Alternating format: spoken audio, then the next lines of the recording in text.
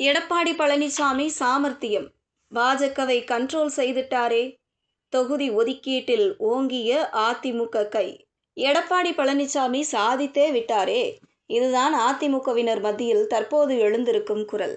காரணம், பல வாரங்களாக இழுபறியில் இருந்த கூட்டணி பேச்சுவார்த்தை நேற்று ஒரு வழியாக சுபமாக முடிவுக்கு வந்திருக்கிறது. அதுவும் எப்படி? எடப்பாடி பழனிசாமி டெல்லி சாணக்கிய தலைகளிடம் தன் அரசியல் முதிர்ச்சியை காட்டி சீட் கணக்கில் மேஜிக் செய்துள்ளார். அதிமுக பொதுச் செயலாளர் எடப்பாடி பழனிசாமி ஆடியிருக்கும் சீட் மேஜிக் இப்போது அரசியல் விமர்சகர்களை புருவம் உயர்த்த வைத்திருக்கிறது. பாஜக மேலிடம் ஆரம்பத்தில் 40 தொகுதிகள் வரை டிமாண்ட் செய்ததாக தகவல்.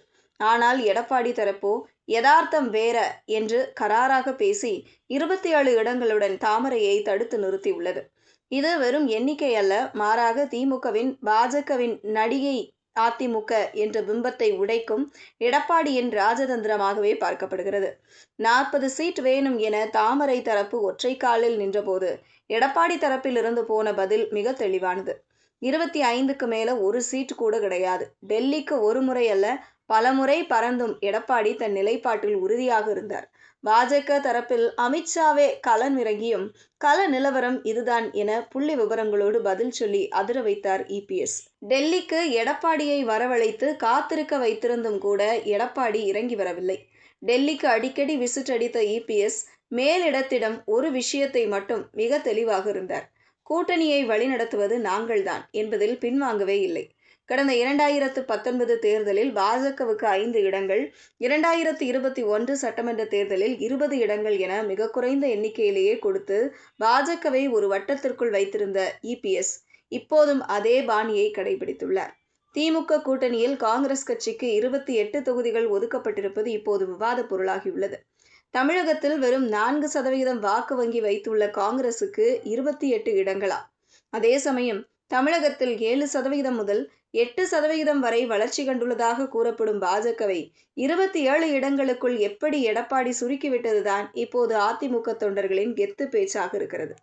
தேசிய அளவில் எதிர்க்கட்சியாக உள்ள ஒரு கட்சிக்கு 28 இடங்களை வாரி வழங்கிய திமுக எங்கே? தேசிய ஆளும் கட்சியான பாஜக கட்சியை கட்டுக்குள் வைத்திருக்கும் எடப்பாடி எங்கே? இதுதான் ரத்தங்களின் தற்போதைய சமூக வலைதள ஸ்டேட்டஸ். டிடிவி தினகரனின் அமமுக மற்றும் அன்புமணியின் பாமக ஆகிய இரு கட்சிகளையும் ஒரே நேர்கோட்டில் கொண்டு வருவது இபிஎஸ்க்கு மிகப்பெரிய சவாலாக இருந்தது. பாமக 18 தொகுதிகள், அமமுக 11 தொகுதிகள், தன்னை ஓரம் கட்ட நினைத்த டிடிவி தினகரனையும் கூட்டணிக்கு இழுபறி செய்த அன்புமணியையும் சரியான எண்ணிக்கையில் சமாதானம் செய்து தாமரைக்கும் நோ சொல்லாமல் சீட் ஒதுக்கி இருப்பது எடப்பாடியின் அரசியல் முதிர்ச்சியை காட்டுகிறது. ஜெயலலிதா இருந்தபோது சசிகலா நிழலில் இருந்த டிடிவி தினகரன் இன்று எடப்பாடியின் தலைமைக்கு கீழ் 11 தொகுதிகளை பெற்றுக்கொண்டு கைகோர்த்திருக்கிறார். கடந்த முறை 23 இடங்களை வாங்கிய பாமகவுக்கு இந்த முறை 18 இடங்கள் மட்டுமே. ஏற்கனவே ஒரு ராஜ்யசபா சீட் கொடுத்தாச்சில்ல என்கிற எடப்பாடியின் லாஜிக்கல் அன்புமணியும் சமாதானமாக வேண்டியிருந்தது. அதிமுக கூட்டணியில் பாஜக, பாமக, அமமுக, தமாக, ஐஜேகே என பெரிய பட்டாளமே இருந்தாலும் தலைமை பொறுப்பை தன்வசமே வைத்திருக்கிறார் எடப்பாடி. எடப்பாடிக்கு கூட்டணி வியூகம் தெரியாது என்று சொன்னவர்களுக்கு அமித்ஷாவுடன் நேரடியாக பேசி இந்த சீட் பங்கீட்டை முடித்த விதம் ஒரு பதிலடியாகவே பார்க்கப்படுகிறது. திமுகவின் நெரேட்டிவ் எனப்படும் பரப்புரையை முறியடிக்க எடப்பாடி கையில் எடுத்திருக்கும் இந்த சீட் பங்கீட்டு ஃபார்முலா கிட்டத்தட்ட இப்போது அவருக்கு சாதகமாக மாறியுள்ளது. கடந்த 2021 பாஜக 20 இடங்களில் போட்டியிட்டு 4 மட்டுமே வென்றது. பாமக 23 நின்று 5 மட்டுமே வென்றது.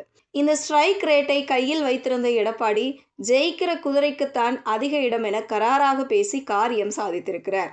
எடப்பாடிக்கு கூட்டணி அரசியல் சரியா வரல என்று சொன்னவர்களுக்கு பியூஷ் கோயல் மற்றும் பலர் என டெல்லி டீமையே எம்ஜிஆர் மாளிகைக்கு வரவழைத்து தன் கை ஓங்கி இருப்பதை நிரூபித்திருக்கிறார் சேலத்துக்காரர். இப்போது பந்து ரத்தங்கள் பக்கம். 170 தொகுதிகளில் அதிமுகவை ஜெயிக்க வைப்பாரா எடப்பாடி? பொறுத்திருந்து பார்ப்போம்.